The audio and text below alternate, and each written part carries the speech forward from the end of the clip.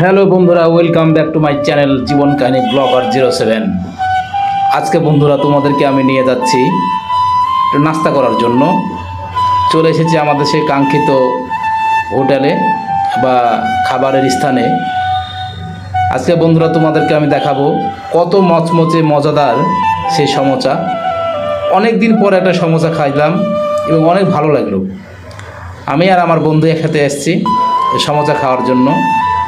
সামান্য কিছু টক আমার বন্ধু খেতে বেশি পছন্দ করে, সেই জন্য সে বলল যে ভাই কিছু টক দেন।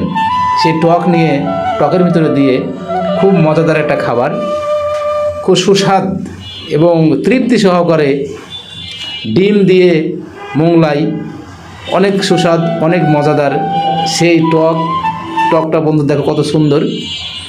এই টক দিয়ে আজকে আমি আর আমার বন্ধু খুব মজা করে সিঙ্গাড়া খেলাম এবং একটা মোংলাই খাইলাম।